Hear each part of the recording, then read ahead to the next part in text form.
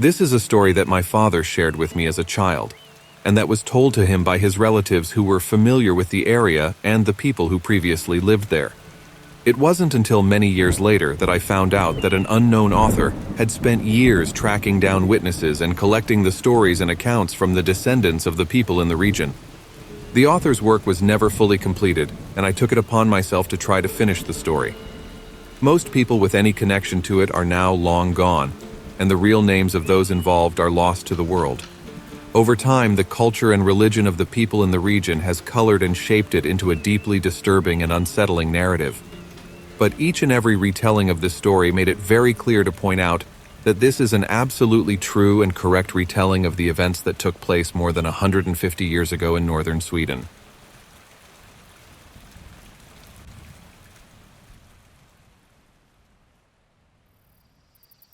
Gubbträsk is a small, remote lake surrounded by marshes located in the Sorsele parish. About 150 years ago, an infamous man nicknamed Gubbtraskarn lived by the lake.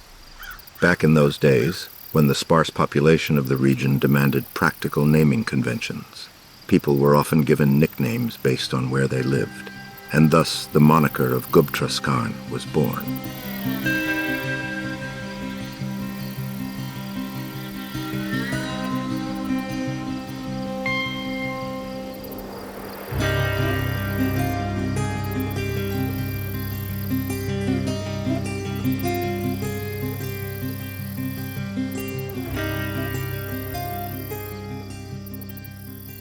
Chapter 1.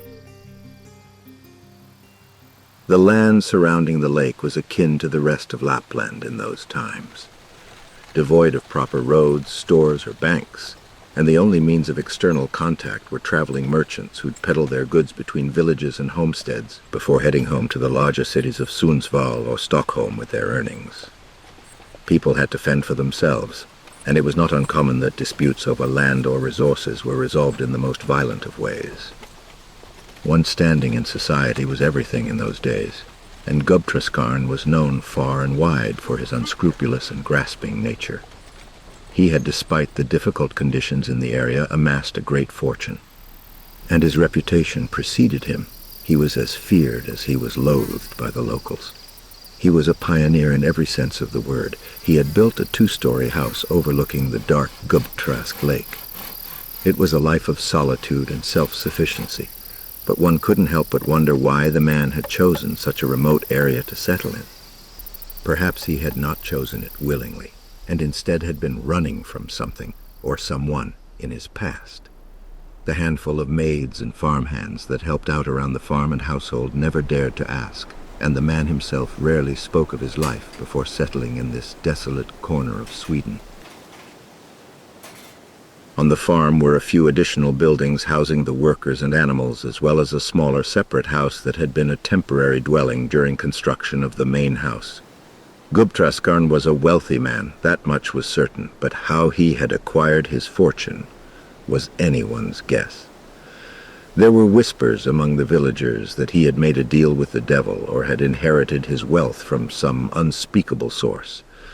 Others claimed that he had swindled his way into power, using his intimidating stature to scare off any who dared to challenge him. Despite all of this, folks still needed work, and Gubbtraskarn employed people from nearby villages as helpers on his farm. He was often spotted in the taverns and markets, wheeling and dealing with merchants and villagers alike. His intimidating stature commanded respect, but his reputation was far from spotless. Many of the maids who had worked at Gubbtraskarn's farm had been subjected to his insults, and rumors circulated that women who lived or worked on the farm had suffered even worse at the hands of the old man and his son. Even the male farmhands at Gubbtrask farm had a rough time, to say the least. Gubbtraskarn, the landlord, was notorious for breaking agreements and failing to deliver on promised wages, leaving many of them struggling to make ends meet. And their food was many times hardly fit for human consumption. The stinginess and meanness of the landlord were evident in every way, and it was said that the boys who herded the cows were more likely to be beaten than fed and treated kindly. Still, not a soul dared to speak up about the horrid conditions or confront their master. for it was abundantly clear that they trembled at the mere thought of what might befall them if they did so. As Gubbträskarn got older, it became increasingly difficult for him to find people willing to work on the farm. If anyone stayed for a whole year, it was a great achievement. His wife and son would frequently mock him for not being able to find capable help. Gubbträskarn even went as far as to declare that he would seek out the devil himself if it meant he could get the workers he needed. One spring day when the sun was high in the sky, beating down on Gubbträskarn's weathered face as he strode purposefully through the muddy streets of the parish. His keen eyes scanned the faces of the passers-by, looking for any signs of hard-working men who might be willing to lend their labor to his farm.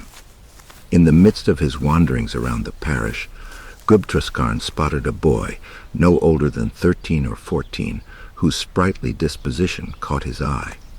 The boy looked incredibly strong and unusually tall for his age.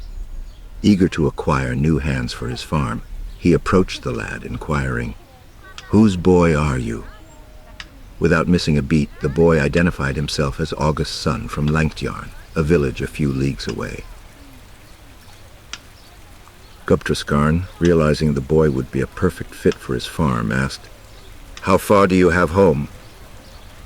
The boy replied it was a distance of 3 leagues, and Gubbträskarn knew he would not be able to make the journey. Nevertheless, he continued, "I know August well. Ask your father if you can't come to Gubbträsk and be a goater tending to the goats and cows. You will receive 10 riksdaler banco in wages, as well as food and lodging." The boy, intrigued by the offer, replied, "I'll ask my dad, but I'm sure I can come. My younger brother will tend the goats for us at home, and I haven't heard of any jobs yet." Gubbträskarn wasted no time in sealing the deal. "Said and done," he said. "Go home to your father and see if you can come tomorrow, because as you know, we will soon release the cows to pasture." The boy promised to do so, and after receiving a piece of tobacco for his father as a gift, he hurried home. Gubbträskarn, meanwhile, made his way back to his own home, pleased with how well his day in the parish had gone. The following evening, while the Gubbträsk family sat at the dinner table, there was a knocking at the front door. The new maid opened the door to see who it was, and in walked the boy, wearing new boots and with a new birch bark basket filled with shoe hay on his back. As he entered the room, he tossed his basket onto the floor and greeted them. "Good evening, and God's peace be in this house." He was given a wooden spoon and invited to sit down at the table with the rest of the family to eat his supper with them. Afterward, it was agreed that he would become the goat herder for the summer and receive 10 Swedish riksdaler in wages. Gubbträskarn then showed him where he would be sleeping for the summer, and night fell. For most people it would have been a calm night, but the maid claimed that she hadn't slept a wink. She spoke of a huge, frightening figure that had been walking around the house in the dead of night making strange noises. The family dismissed her claims as mere fantasy, but the maid's unease lingered. So the days went by one after another during the summer at Gubbträsk, and nothing particularly remarkable happened. The maid did have some strange things to say about the new goater boy, however, whom she seemed to have a peculiar aversion to, but nobody paid any greater attention to it. Sometimes she would say, for example, that the goat herder hadn't eaten anything all day but had brought back all the food she had put in his basket that morning.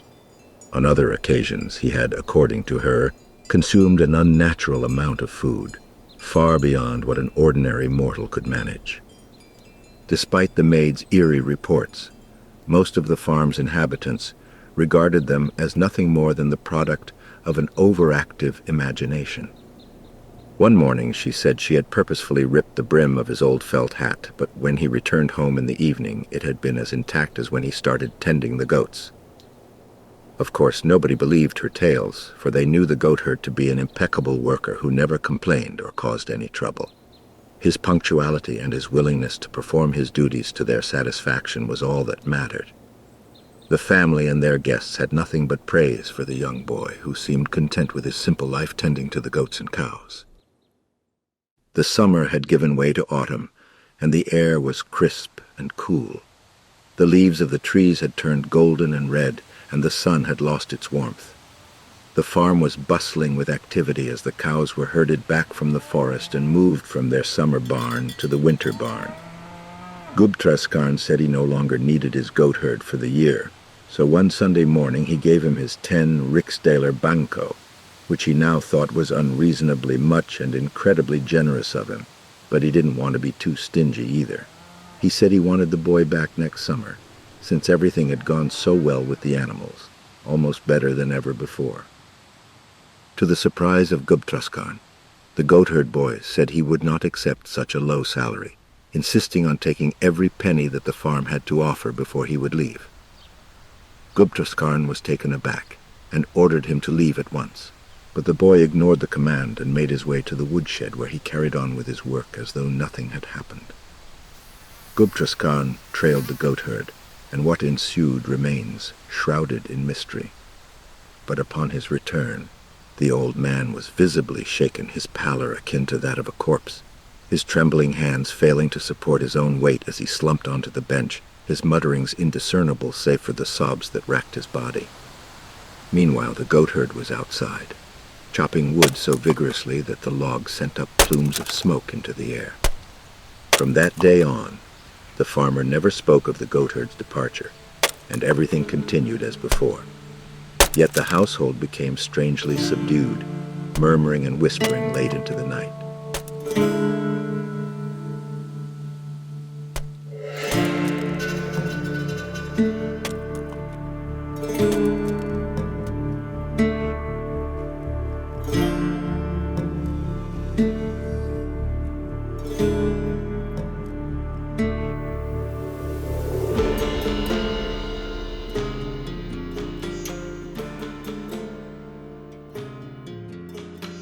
You have listened to the first chapter of the Gubbträsk goater. What do you think really happened between the goater and his master? If you enjoy this content, subscribe to the channel, leave a like, and share a comment. Stay tuned for the following chapters.